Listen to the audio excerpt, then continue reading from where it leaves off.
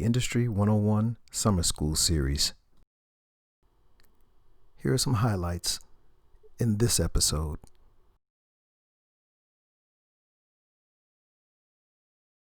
Being specific to what your question was regarding sending beats directly to someone. There are some pros and cons to doing it that way. There's no real set way to do things now. I mean, especially in light of the quarantine, as you're saying, there's so many different ways to just become innovative in terms of how you approach anyone. It just so happens that there's a bunch of stories out there where producers, primarily those who are just getting started, they're sending their beats out to named artists even, and getting some responses. We really want to do something with it, we'll get back to you. And sometimes they do, sometimes they don't.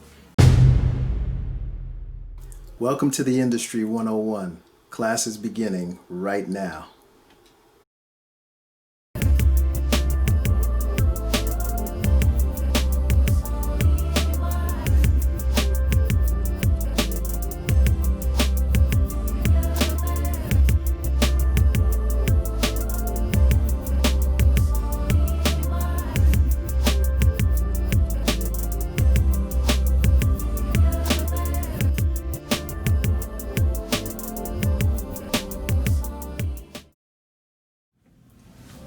Welcome to the Industry 101, where if you have questions, I'll get you answers.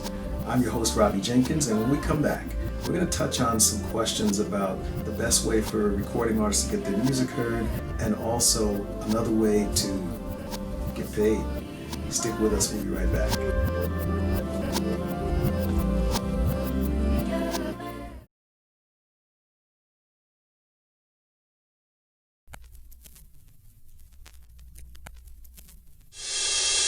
Here comes a groove of tunes that make you wanna move. A song, a jam that's gonna make you feel so good. I got a groove of tunes that make you wanna move. Made you a song that's gonna make you feel so good now.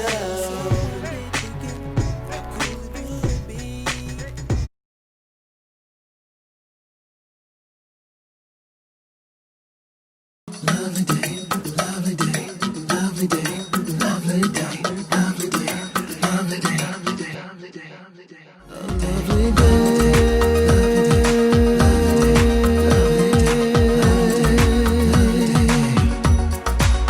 a lovely day.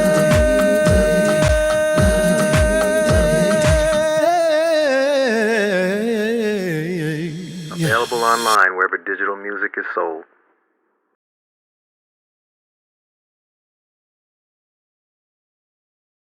And we're back.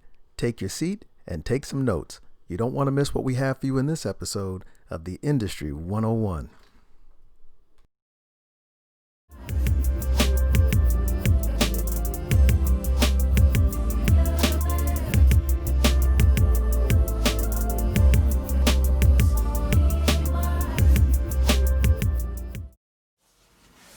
We're back. And our first question for this episode comes to us from DW in Bridgeport, Connecticut. And DW writes, there has been talk that now, because of the quarantine, producers have been DMing name artists beats. Do you think recording artists could take this route in getting their music heard? And if so, how would you suggest we approach them? Okay, so I'm going to start off by saying that there's no real set way to do things now. I mean, especially in light of the quarantine, as you're saying, there's so many different ways to just become innovative in terms of how you approach anyone. But being specific to what your question was regarding sending beats directly to someone, there are some pros and cons to doing it that way. It just so happens that there's a bunch of stories out there where producers, primarily those who are just getting started, they're sending their their beats out to named artists even, and getting some responses, positive ones, like, we really like this beat and we really want to do something with it. We'll get back to you. And sometimes they do, sometimes they don't. There are a number of cases where people have submitted beats and didn't get a response for an extended period of time, and all of a sudden they notice that they're getting a payment for the said beat. They have been credited, but in some cases not so much, meaning that there have been other people who have more name credibility. Their names were tagged on to that beat as though they had something to do with creating it, and they weren't even there. One situation led to someone having a beat that got placed, and they did 100% of the work, and at the end of the day, by the time the artist and all the people associated with the artist took their pieces of the publishing and what have you, they ended up with 2% of the final split on everything, which I don't have to tell you how unjust that is. It is a common practice with some types of people in the music industry, wherein they're in a position where they have the power to do that, and a lot of them will interpret that as you're paying your dues by giving up something, maybe a lot more than you'd care to, but at least you got a track placed on a name artist project, and it's better than some, because some people have had music done and placed on other people's projects and they didn't get credited for it at all. They may have gotten an initial payment, kind of like a work for hire situation. It's the same thing as if you work for a company that makes light bulbs, right? And they have you on a salary. You go in there, you design that light bulb, but your name doesn't go out as being credited for the light bulb. It goes credited under the company's name. You're getting a salary. So that's a work for hire situation where they pay you to come in and do a specific job, either on a one-time basis, or maybe it's for a limited time basis, or maybe it's for an extended time basis. But the bottom line is, we are paying you to do said work. And once you get that payment, you have accepted by contract that is your compensation. So you're not expecting or looking to get any residual income or credit. The patent will go under the name of that company. Some people do things like that in the music business. That same concept where, hey, we paid you to come in and create this track, or we offered you. There was a time where, even before people were selling beats like they are now online, where people were going directly to record companies and trying to get the producers and trying to get record executives to get tracks to artists, and then one such person I know had a track that was placed with a well-known rap artist at that time, and he accepted $10,000 for it. It was probably one of that artist's biggest records ever. I'm sure they made quite a few $1 million out of that, which means that $10,000 in the full scheme of things is not a lot of money. And I think a lot of people get caught up in the fact that I don't have $10,000 now, so that sounds like a lot compared to what I have right now. My thing is, it's not compared to what you're entitled to long term. And that's where in one of our prior episodes, we talked about really knowing what it means to have a contract offered to you and having somebody go over it with you so you get the best compensation and you don't lose. Because you can lose. But some people don't mind paying their dues that way. There's another thing about submitting your tracks. I'm going to talk a little bit about that too. People who are selling their beats. I have one of my colleagues that I work with, and in fact, he's a music publisher. He works with me very extensively. And one of the things we were talking about recently is the fact that a lot of people don't really understand how copyrights work. So for instance, you're selling your beat, who knows what you're getting for it? $100, $500, $5, $10, whatever you're selling it for. That's totally your call. The problem is that you sell that beat, or you license it out, or you lease it out, and somebody comes through and they decide they're going to write something to it and release it. Maybe they're not generating any money, but that version is out there with your name as doing the B, if your name was even included, and the other person who wrote the lyrics. So let's say that every time you do that, consider this, that's a different version, which they call a derivative work of the original. The original is your beat. The derivative work is where somebody else has added something to it and released it. So if you got your track out there 50 times, there are 50 different versions of your track out there. And when that happens, then that means that it's virtually incredibly difficult to be able to track all of them. So you may think it's a good thing, and it should be if it's documented properly, and a lot of people are not doing that.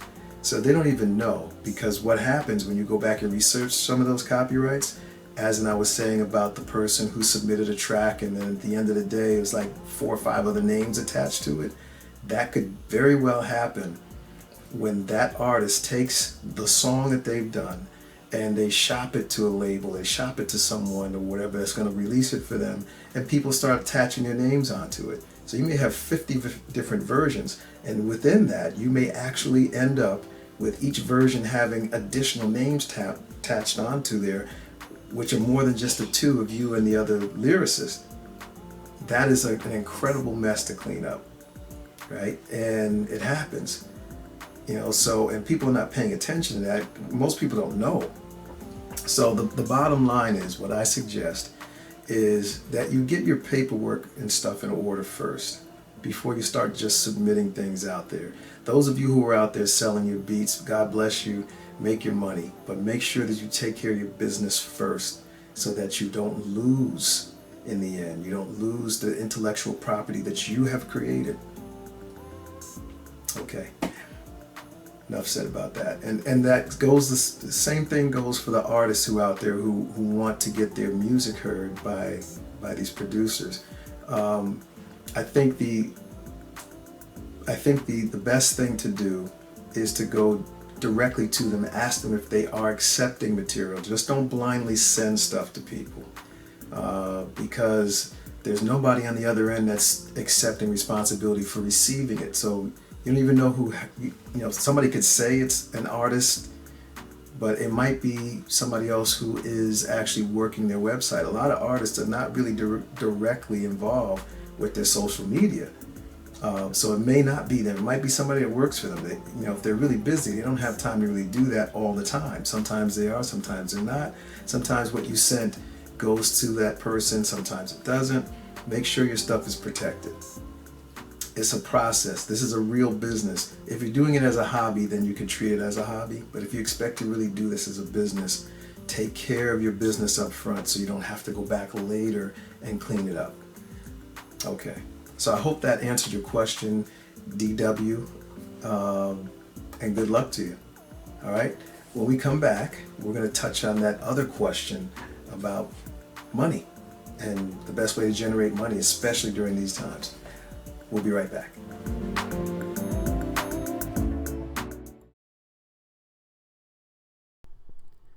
And now we bring you an FYI moment. This moment will present to you an example of some of the things that I mentioned in my responses to question 1.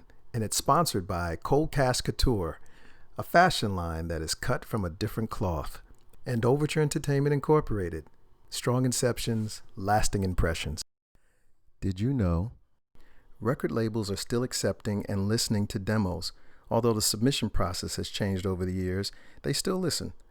There's some A&R companies like Artist PR that will get your demos to them if you're not comfortable doing it yourself. Also, there's Taxi, which has been around for quite a few decades. Then there's Share to Pros.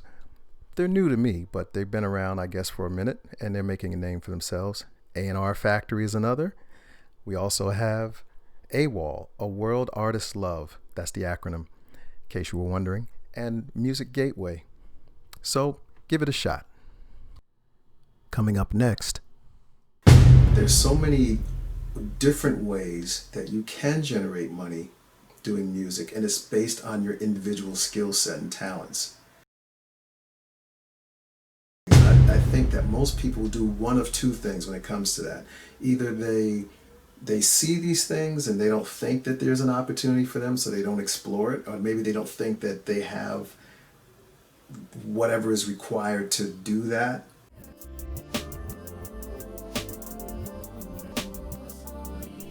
Find out more when we come back.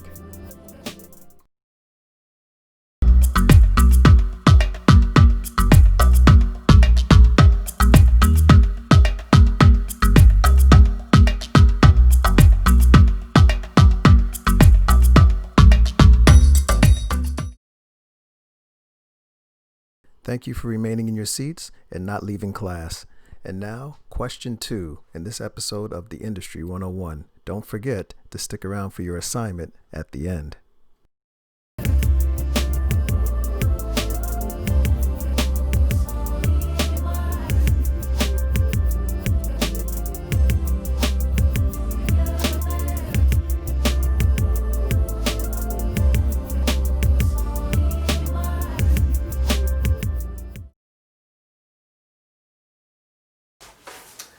And we're back. So our next question comes to us from RC in Yonkers, New York. Thank you, RC, for your submission. And if I didn't say so in the first question, thank you, DW from Bridgeport, Connecticut, for your submission as well. So our question from RC goes as this: what is the best way to generate money doing music during these times? All right, so let me tell you first of all how exciting it is to be in these times. I mean, of course, there's a lot of things going on health-wise, and it's scary, I get it. But look at how much time you actually have to do things that you never had time to do before, right? Some of those ideas have just been sitting on the back burner. Some people's back burners are so piled up with stuff, they can't get to the rest of the stove. Look, if you have an idea, it would be the time for you to start exploring it, developing it, even if you don't fully accomplish it right at this moment, because it could be very vast, very huge, but at least get it started. Same thing holds true to this question about generating money. There's so many different ways that you can generate money doing music, and it's based on your individual skill set and talents. For instance, I write music, I can orchestrate, so if I chose to, I could pursue some opportunities in maybe scoring some films, or maybe writing for television. It's always been a very crowded market and very competitive, so of course you just have to throw your hat in the ring and do things. But maybe you create your own opportunities. Maybe you team up with an independent filmmaker who's got a film going on that they finally had time to shoot, and maybe you are the person that's going to score that film. Right? Nobody else is competing for that because nobody else knows he's doing it. Right? So, there's all kinds of little collaborations and partnerships. You're a producer. I mean, of course, we talked in the first segment about people submitting their beats and selling their beats. That's great. But nothing, I think, is more fulfilling when you're actually right there in the creative process. So maybe because you have those production skills, maybe you are producing some independent artists who are looking for somebody to produce them, right? They have the skills, they can sing, they can rap, whatever it is that they do. They just need to find somebody who can give them that proper support musically to just bring their talents out. Maybe you're that person. So you could do that. There are local commercials. There's a lot of local companies who are still doing commercials for local television, local cable networks. Maybe they're looking for background music. Maybe there's some shows that are developing online that you can do music for, right? There are just so many vast opportunities to do things, and I think that most people do one of two things when it comes to that. Either they see these things and they don't think that there's an opportunity for them, so they don't explore it, or maybe they don't think that they have whatever is required to do that particular thing, but they have thought about it. It has been a thought. They just didn't move on it because, I don't have the best equipment, so I'm just not going to pursue it. until I get the best equipment. Start with what you have. Use what you have, because at least moving and creating some kind of momentum will build up some situations for you where eventually you can earn what you need to get the better equipment, right? People have created records on things you would not believe with far less than what we have access to today, and they've been hit records, and they still sound good now. If you hear them on the radio, you go to a club when we could go to the club, you're just amazed at what you hear. And to know that it started with a very small piece of equipment that only did, drum sounds and drum tracks and some sampling. Maybe they sampled some sounds and put it together. Whatever they did, they didn't have what you would think they had. They didn't have access to studios. There's some producers I know that they had what we used to have then was a 4-track recorder, which is essentially a recorder that only recorded on and used cassette tapes, if you even know what that is. There's 2 tracks on each side of that cassette. The 4-track would record on 2 of those tracks that were playing in this direction, and at the same time you had access to the tracks on the other side of that tape, which had reversible heads. So even though it's going in the same direction, if you flip it over, what you played, if you played in a regular cassette, it was playing whatever you recorded on it backwards. So the reversible heads allowed you to record on all 4 tracks of that cassette. And some people made some really serious demos. I use it all the time. So the bottom line is, I'm saying that to say this: do not wait. Do not wait to explore the opportunities that could be there waiting for you. That could be just sitting there waiting for you to put your hands on it, or bring your gift to it, bring your talent to it. If you're a singer, maybe you can do, of course we talked about in another episode, doing online concerts. Maybe you could teach. Maybe you could teach what it is that you do in a Zoom class. I see people doing that all over the place. You set up your PayPal account, have them deposit whatever they need to deposit, and you have your set time and day of when they're supposed to click in, and you invite them in, and you do your class for however long your class is for, and you do it. You call it a master class. We're doing one, right? So the whole thing is that there's so many different ways to do things that were never available before because they didn't exist before. But somebody had to come up with it. Somebody had to come up with that idea. And I'm really thinking that if you sat still long enough and didn't get overwhelmed by all that's going on, you could probably come up with at least 3 ways that you could make money right now, today. I'm pretty sure you could do that. Trust yourself. Go out on a limb. Maybe you came up with an idea that nobody's even doing right now. Nobody's ever done it. That is possible, to come up with something that nobody's ever done before. What is the most difficult for most people is to trust themselves to be a pioneer and blaze a trail through a field that didn't exist there before. It is difficult, it is challenging, but it is not impossible. And I encourage you to start thinking like that. Start thinking as an innovator, and you'd be surprised as to what you will come up with and what you will allow yourself to see and do. It's amazing. It's amazing. So I don't think that there's a set way or standard ways or the best ways in terms of anybody generating revenue. I think the best way, if that is a thing, is the best way that fits you, the best way that highlights your gifts and talents, because you can make money doing what it is that you know how to do. I know people were making money cleaning sneakers. It is a thing. It's somebody, a lot of people like their sneakers cleaned, and they would send them their sneakers to be cleaned, and they would pay to have that done and sent back to them. Right? I know that was a hustle for a lot of people in high school, and some of the young people that I know in my community and my adjoining communities, they were doing all kinds of stuff. So just sit still long enough and give it some thought. I'm sure you'll come up with something. All right? So RC in Yonkers, New York, you're a genius. I know it. I just sense it just by the fact you asked that question. You have a skill that is waiting for you to explore it and exploit it and make some money. All right. Thank you. We'll be right back.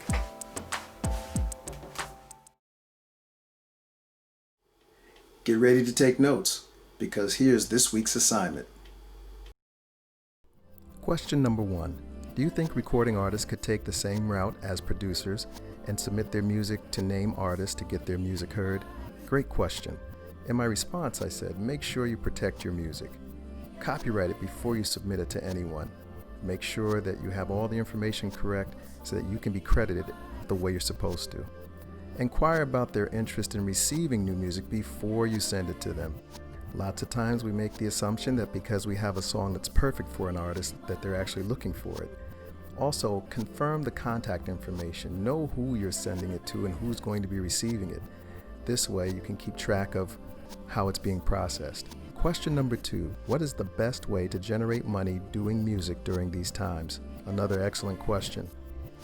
In my response to that question, I said, use your time to explore and develop past ideas. We all have them. They've just been sitting in the back of our head waiting for us to pick them back up and move them along. I also said, seek collaborations or create opportunities of your own. Sometimes you have to do that in order to make things happen instead of waiting for things to happen. And thirdly, use your skills and talents to possibly teach. You can teach a class or a workshop or even conduct a forum right online. And this episode's tip? Do not wait. Start with whatever you have to work with. Don't worry, the resources will come as you keep moving. Stay driven. That about wraps it up for us this time. I'd like to thank our viewers, DW from Bridgeport, Connecticut, and RC from Yonkers, New York. Thank you for your submissions. Great questions. Welcome to the Industry 101 family. Thank you, Team 101. Thank you to our sponsors. Thank you to all of you, our viewers, who come back and visit with us each time. In closing, I'd like to say I'm your host, Robbie Jenkins. See you next time in the Industry 101. Take care.